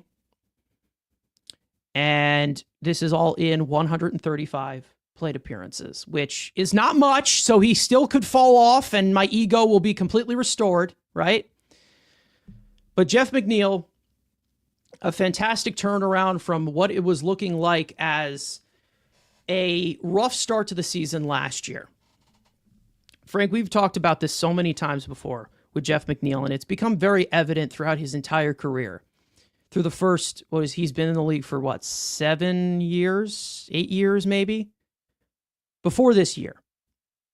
It's been very, very evident that if he's not batting 300, he was not able to be a plus bat. And this is why I say, it doesn't look like Jeff McNeil's back. He looks back and refined because this is a different Jeff McNeil. Because right now, you have his best career year right now, his best career pace at this moment, coming into the season late. And he had, again, this is a season where he's not batting 300.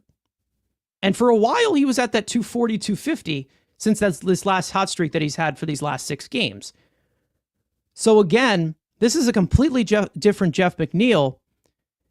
And I can honestly say that if this is the Jeff McNeil that we're going to get, I can definitely get used to this as compared to what we were seeing last time, where it just seemed like he was just trying to put the bat on the ball and cursing at himself while he's in the batter's box. So, Frank, your breakdown here, what are you seeing from Jeff McNeil that is so much different as compared to what have we been seeing for these past few years, where just was not the Jeff McNeil production that we were getting years ago when he was the batting champion or the all-star in 2019. It's a lot different. So this is the brand new and improved Jeff McNeil. Does he have a torpedo bat? I don't even know, but he does. He does? Okay, so maybe that's it. Could be, but like you said, a different guy. I mean, it's something that you really wouldn't predict, because when you talk about the pace that he's on, as far as the actual amount of offense he is providing for you, and you said, he's on pace for career best, and there's a guy that, to your point, won a batting title, batting 323, and you're looking back 270, you'd be like, what? How is that even possible? But like you mentioned, he's walking at a rate we've not seen. I mean, his walk to strikeout ratio is really, really good. I mean, that's something that he's always been a tough strikeout, but he's just somebody who always made contact. Even if, like you said, it was weak contact, he didn't strike out, but also didn't walk too much. But now he's like you said, just a Twitter for drawing walks and then hitting for power, pulling the ball. I mean, he's at a career high in pull rate. I mean, he's at 51.5%. The year he won the batting title, he was at 41%. I mean, so that's plus 10 when it comes to pulling fly balls. And we've just seen in this series, you mentioned the walk-off that he hit, line drive, boom. But even the 3-run homer that he hit today, this is just stuff that we don't see. And for McNeil, one of the other interesting numbers I was looking at, you mentioned his numbers with runners on base, particularly with runners in scoring position, batting 212 this season, OPS of 737. But with the bases empty, hitting 317 with the OPS of 1,054 in double the plate appearances. So it's just very fascinating that, he's been super effective with no one on, but then once men get on, it's been tough. But to see him taking that approach, like you mentioned, first pitch swinging, you definitely saw some good things happen there. So I wonder if that's something we might see a little more. I always say it depends on the pitcher. I mean, if you have a pitcher who's walking the ballpark, you don't want to come in there first pitch swinging, because it's let the guy show that he can actually throw strikes before you're out there just trying to, go for the win. So it's interesting because he's getting these home runs, but it's not really his game. Like, it's not really what he does. And he doesn't really profile as a power hitter. I mean, you look at his frame, he's not a guy that jumps across out to you like, oh, this looks like his profile is like this huge power hitter, this great power tool. Like, you wouldn't really think that, but you know what? He is getting older, so if he wants to make adjustments or kind of try to adapt with the game, I mean, the game has become more, the true outcomes, drawing walks, hitting home runs. That would be a welcome change because, I mean, this was one of your big critiques, even when he was doing well, was you would say, oh, it's not 1970 anymore. It's not 1980 anymore. We don't want a bunch of singles hitters. We don't want a bunch of, high batting average guys. We want all this other stuff. Now he's starting to give it to you. I mean, the numbers have been really solid. So we'll see. I mean, I still don't love the way he looks in center field, but it hasn't totally crushed them yet. So he's given them some other options with that as far as, what they do offensively.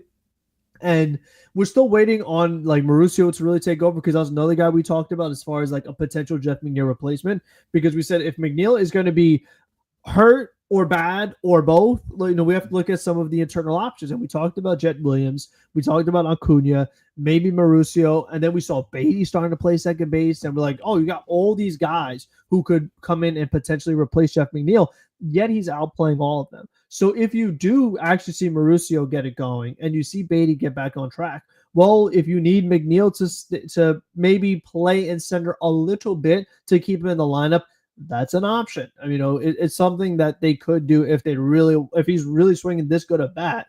You kind of need to keep him in. So it's good to see because he's getting paid a decent amount of money. He's still going to be here next year. So we talked about when he was really struggling to start off this season, like, when is it Cano territory? When is it like you just kind of cut this guy and cut your losses and just pay him to go away? You can't say that right now with the way he's been performing. So unfortunately, I don't expect him to turn out to be this guy that hits 25 home runs this season. But if he finds other ways to be an effective offensive player for this team, that would be great. He batted fifth today. If that's where he's going to bat, we would like some power there. We've talked about a lot of times the guy batting after Alonso in an ideal world would be a power hitter. So if that's what McNeil is going to try to do, and if he's able to do it, then go for it. I mean, it's still not his thing, but if he's made the adjustments, new bat, new approach, new everything, let's see. Yeah. No, you're not joking, obviously, when you say it's not his thing to be a power hitter. And to be honest, I don't expect him to go for the 25 home runs. If he does, great. Again, the pace that he's on is a little bit skewered because he missed about a month of the season. So we'll see what happens there. But again, it's more of just the fact of finding the sweet spot with him. And,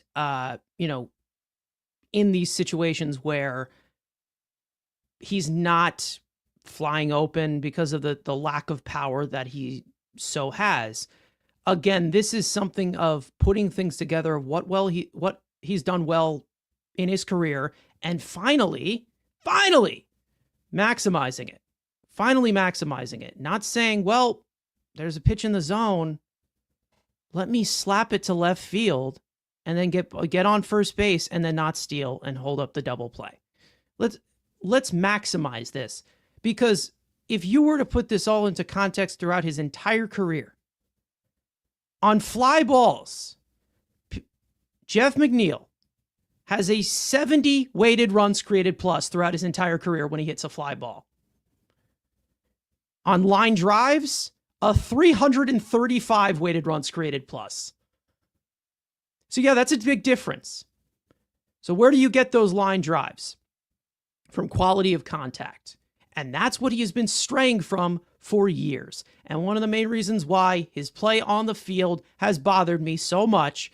And I've been very frustrated with watching Jeff McNeil every time, because not only has there been the lack of production there, and he's fallen off a lot since that batting title year, and also that 2019 year, the lack of identity, not to mention changing everything over and over and over again. He's got a new stance, he's got a new bat, he's got new gloves, he's got new this, that. And that you can kind of understand, or not, you can just be completely petty. You can kind of understand why I see that as something that is really, really just like, okay, cool. Cool, man. You got a new bat. Awesome. We're going to translate something. Because we had plenty of situations where he's made these adjustments. Plenty of situations. And not much has worked. So now you're starting to see things actually translate for him. Going into he's a 33-year-old right now. He's about to be 34. No, he'll be Adapt 34 to the next game. season. He's 34 next birthday's season. in April. Yeah. Oh, of course. Only you would know that. Anyways. April 8th, 1992. A very important day. Yep. Exactly. One of the first days of the worst team money can buy. Anyways, with him hitting line drives, pulling line drives, like I've said, this is where the good results come from. That's what he was doing in 2022. The power department, it's whatever, and he was able to maximize things and pull line drives, also pull fly balls, because it seems like pulled fly balls for him, he's also getting a good amount of results for that as well. So if he continues to do something like that, we're not going to have a problem, Jeff. Will you continue to do it? Please do. Because again, makes the lineup deeper. Would be awesome to see him do that. Shut me up. Go ahead and shut me up. Go ahead. Please do. I don't want to stress about it. I don't. And again, with Jeff McNeil in mind, obviously the diminished playing time for Baby Acuna over there, who knows what his role is going to end up being. The lack of speed that you have. Pinch runner. And it came up to help them game one, actually, when McNeil got that hit. Acuna scored so easily as the ghost runner in the 10th inning. So, yeah. So you're telling me that Jeff McNeil got bailed out. Yeah. As per usual. Yeah. Well, if it was Pete, he wasn't going to score. But, I mean, with Acuna, he was in there pretty easy. Yeah. I mean, we'll see how they configure things. Obviously, have Mark Vientos coming back soon, eventually, but you still have probably a week or two in between there. So we'll see how they configure it. The infield's about to get crowded. It will. But Jeff McNeil's earning his keep. And from that huge discrepancy, like I just said, between line drives and fly balls, of him not being a fly ball hitter and being a line drive hitter, pulling line drives, it's the best way for him to get extra base hits. And that was not really something that we were seeing for quite a while. We were seeing him pull grounders pull grounders, hit a lot of fly balls that were weak contact because he doesn't have much power. So has he finally found this median? Is this just a hot stretch? Or is this going to continue? Because if it does continue, it's big contributions to this team, like he has done this past week, like he has done recently. So I hope so. I hope it keeps going. Obviously, I take nothing back because I'm just a jerk like that. But when you look at it from the overall breakdown, from what Jeff McNeil has been able to do and make these adjustments, we need to start to see one of these situations where it's constantly, it's a constant production. It is constant production. Because again, like I said, I don't think you can blame me for being skeptical about the changes and the swing changes and the mechanic, because he's done this so much. But now that he started to build on this second half that he had last year, which everybody was preaching to me going into the offseason, now we're really starting to see that, okay, maybe he is a viable bat again. Maybe he can be in this lineup. Maybe he can bat sixth. Maybe he can bat fifth. Maybe he can. Hopefully, this does continue, because the lineup will be deeper, like I said. Hopefully, we continue to see this production. Hopefully, everybody gets hot. I would love for everybody to get hot. So this open conversation about Jeff McNeil, it'll about to get. I think it's time to put it out to a close. Because I hate it and hate being wrong. But a phenomenal performance from him so far. Coming back to where we didn't really have much expectation. And he was actually willing to turn things around and actually adjust to the tendencies in this league. Something I've been asking him to do personally in the mail, but he's been ignoring it. Adjust to the game. It ain't 1977 anymore. So thank you for finally doing it. It took you too long. And it's already full on damaged. No. But again, we know exactly what makes Jeff McNeil good. Pulling line drives, putting the bat on the ball, good situational hitting. And then, of course, the overall versatility of him playing center field now, which, fantastic. He continues to produce. You ain't going to hear a peep out of me. You ain't going to hear anything. Nothing. Yeah, I've said some things. Yeah, I have. Deal with it. Deal with it. Anyways, speaking of good performances that we will continue to break down, let's get into a segment that everybody loves, everyone's favorite segment. Studs and duds. One player that was good in this series that we want to give flowers to, one that was not. Frank, I could swing this over to you, but I mean, mutually, I think it's pretty easy to say. We had a whole segment on him of that incredible performance that he had on the mound. I mean, I only have him. He's the only guy that I have listed here. We can mention some other guys, but I think David Peterson is the undisputed stud number one on this list throughout this series. I think you can agree, correct? Yes. I mean, yeah, correct. Because listen, it might be the only shutout the Mets have all year. So, I mean, you got to highlight it when it happens. But I will say, as far as like a guy who didn't get his own segment that we still have to definitely talk about is Brandon Nimmo. I mean, the 2 home run game yesterday, hits another home run today. That's big. I mean, like I've been saying, in that 2 spot, he looks way more comfortable, way more like Brandon Nimmo. Leave him there. Just do that, and you. And he's batting 6 tomorrow. Good job. Good job, Frank. I know, right? I sure hope not, but he could be very productive from that spot. So I really like that we talk about McNeil hitting the home runs, but Nimmo, I mean, he's got quite a few this season. So I mean, he's up to 13 now. That's pretty good. Who would have known that when you put the best version of a player, the team succeeds? Who would have known that if you maximize their best assets, yeah, when you put a table setter in a table setting spot of the lineup, they might do better. I would have predicted that one. I mean, I got to give them credit. That was like very out of the box. So listen, props to them for figuring that one out. Them here. Yeah. Yeah. Exactly. And to be honest, he's table setting. He's added a lot of power to where he can be a balanced hitter.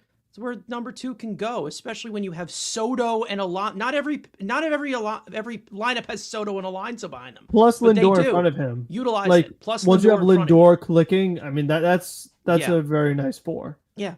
It's a 1-2-3-4 that nobody would want to go through, and you're going to be seeing, like we've been seeing recently, they're scoring in the first inning a lot now. Why is that? Why is that so odd? I don't know why. Could it be that batting order does matter to protect flaws and set guys up? Nah, just go out there and grind. Doesn't matter. Doesn't matter. It's not a different game whatsoever. We're still, smoking in the dugout and using our bare hands to catch baseballs and, washing our hands with dinosaur sweat. It's the same shit that we had in the 1800s. Were dinosaurs around in the 1800s? No. No? Okay. But we didn't I'm not a have many historian. soaps to choose from. No. But we didn't I'm not a have many historian. soaps to choose from. No. Okay. All right. Let's get into that part of the night. Anyways, other guys that we can shout out here, like you said, Brandon Nimmo, Pete Alonso producing the way that he is, obviously sour taste in our mouth at the end of this series with that throw to Senga. Not going to completely throw him under the bus there, but again, not ideal. Not ideal. Tyrone Taylor, we can put out there too. Some really big plays that he has made. I mean, he always has. Like, he always makes these big plays that just impact the non-score sheet. Is he the Josh Hart of this team? Maybe. I don't know. Is he the what's his name? Somebody said it in the chat actually earlier. Said he's our Andy Chavez. And what was Andy Chavez? A dog. He was a dog. Exactly. So and Andy Chavez made a really big play. For those of you who don't remember it, and then the game got canceled afterwards. Yeah. For some reason, we didn't have the ninth inning. That was so odd. So odd, Frank. That's never happened before in baseball history. Yeah. Anyways, let's open some more wounds. Dud. Frank. Yeah, Dud for this series? It's got to be Stanek. Like, that was just, I mean, come on now. Not a single out? Like, we're here, we're feeling good. We're about to get this sweep. Back-to-back shutouts, and this guy just comes in here and just boom, boom, boom. And like, whoa, what is going on here? Now Diaz has to come into the game, and then we know how that goes. Like, they just barely hang on. I mean, if they blew this like that late ninth inning, oh my gosh, like that would have been so frustrating. With Senga's injury on top of it. Yeah, it would have been not a fun day. night. Yeah, rough turn. Let's just say that. But they got the job done. Griffin Canning, rough start for him. Yeah. Very rough. Again, I think a lot of people are kind of panicking right now, especially with some specific peripherals with him. Obviously, he has struggled in the past. He was one of the worst pitchers in all of baseball last year, probably the worst statistically. Of saying like, okay, well, is this going to hold up? Is he going to start to break down? Because he's had a few rough outings recently as compared to the great start that he had to the season. But however, I personally don't need it to hold up. Like, you don't really need it to hold up, especially when you're talking about guys like Montas and Minaya possibly coming up. Like, they have options they can fill in. He's making, less than $5 million. So if he starts to struggle, goodbye. I mean, that's it. But you're still getting a really good return for a guy that you just signed for, what was it? A little over $4 million. Yeah, less than what Adrian Hauser was getting last year. Like you signed him for less than what Adrian Hauser got last year. And he's been way better than Adrian Hauser. Adrian Hauser on the White Sox is actually good. Against the Mets, yes. But, he was against the Mets. He's also throwing harder too, so. He is throwing harder. Knowing that, guys have the ability when they choose to. Starling Marte, I'm looking at you.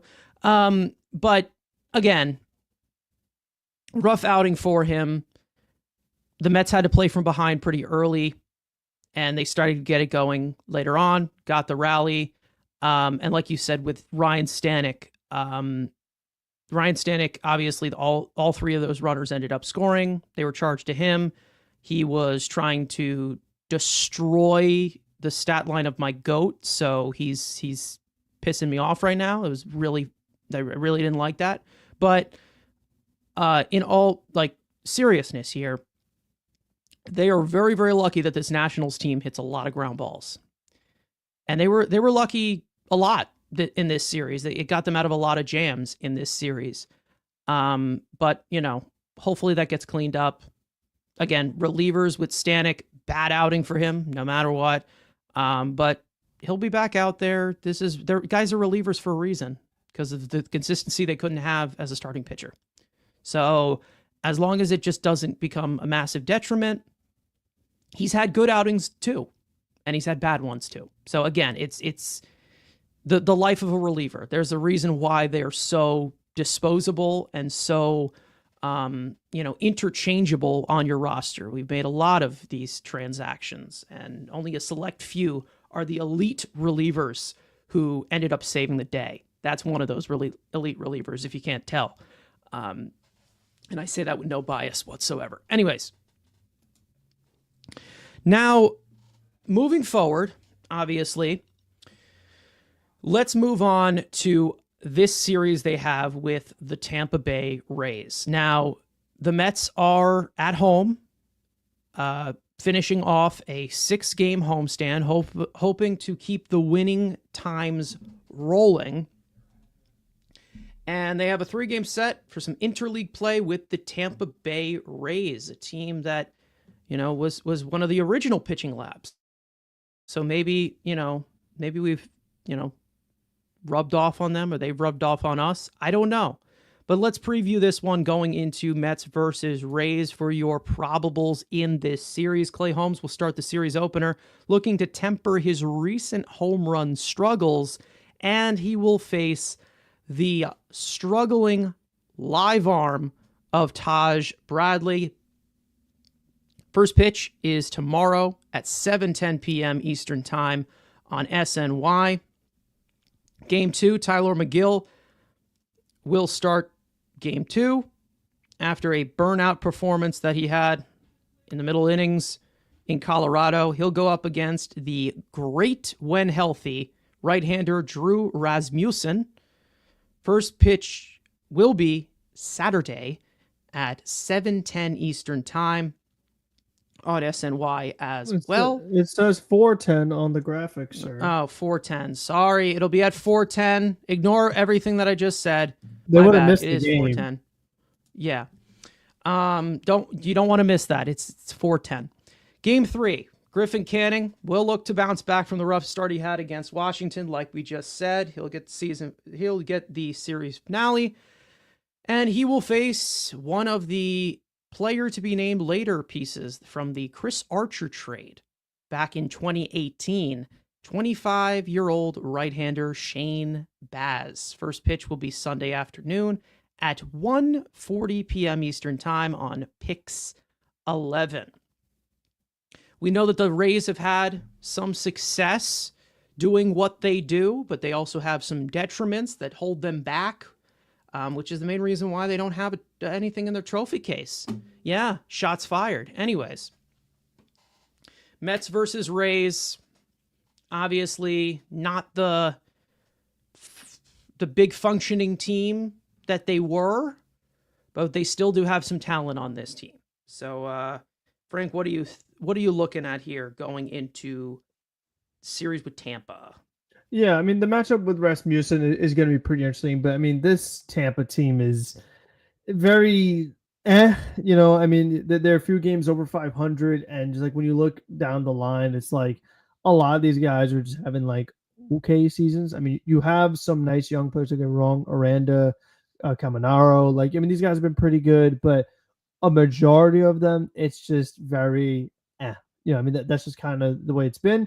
And that's what happens when you don't spend money on your ball club. I mean, you could only, find so many diamonds in the rough. You could only draft so many good guys and have so much a good team. And then when you do have good players, a lot of times you trade them. So, I mean, the way Tampa has still been able to be successful for a long time is just really remarkable.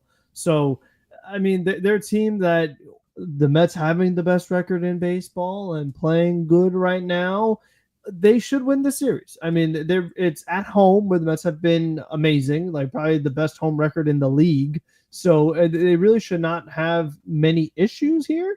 I mean, at worst, 2 out of 3. But I mean, if they want to win 9 in a row, I wouldn't say it's impossible. I mean, it's certainly something they could do. But I mean, we'll just see how it goes. Because Tampa, they've been a team that, despite them not being a juggernaut, they've given the Mets some fits past couple of years, especially when they play on the road. But they're a team that they're tricky.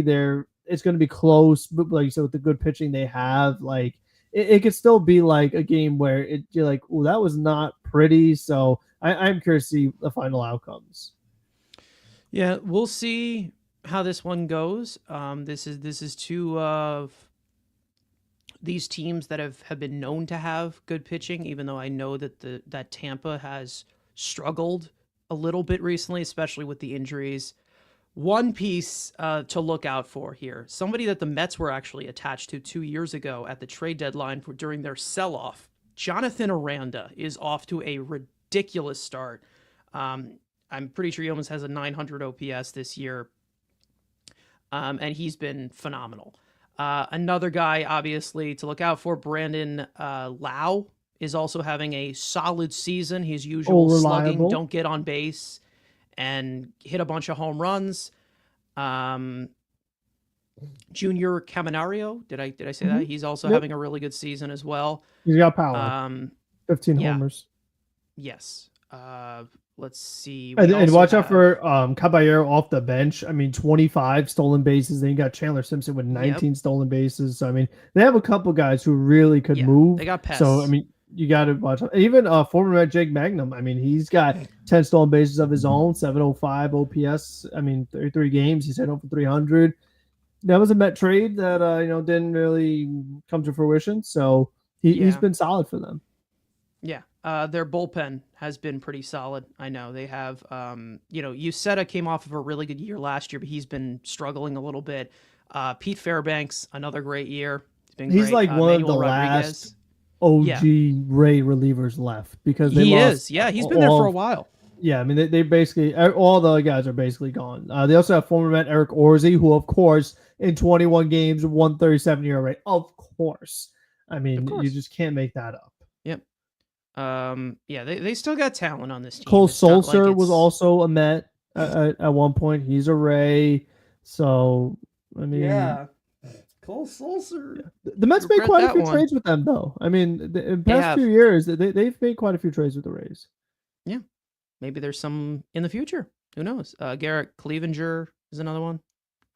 Yes. Really good reliever they've solid had. Lefty. Their bullpen has still been pretty solid. So we'll see how that matches up. They've got their pests. They got their power hitters.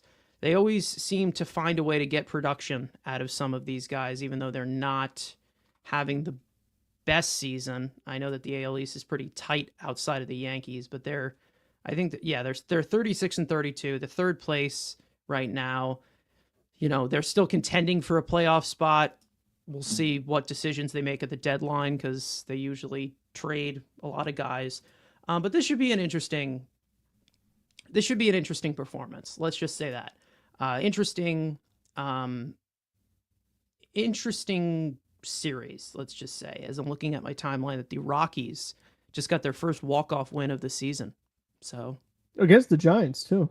Against the Giants. So wow, good for them. Anyways, some other comments that I want to bring up before we get out of here.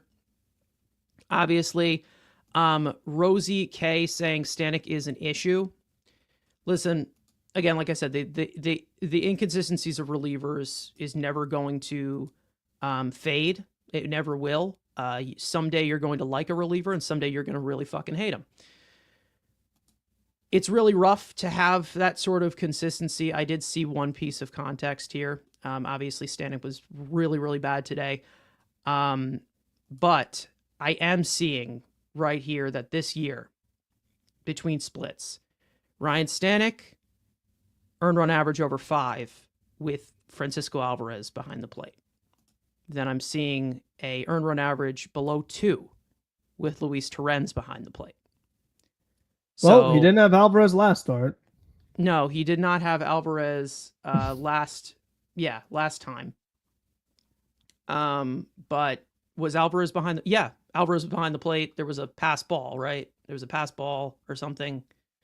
He's had quite a few of those. Yeah. So again, that's probably something there. I don't know if there's like, but to be honest, a lot of the pitchers have been doing better with Torrens this year. Over Alvarez. Alvarez hasn't really played as much compared to, anybody else, but something to monitor. Let's just say that. There were some other things in here. Ibby saying, also need Frank to say that he loves Tyrone Taylor. Did you squash the beef with him? What do you think? I mean, I still don't love the jersey number he wears, but I mean, overall, he's done well in center field. Oh, is that why? That's why. Okay, we all figured it out. We figured it out. Let's see. There is one more thing that I wanted to address that was in here. One comment that I did not star, unfortunately.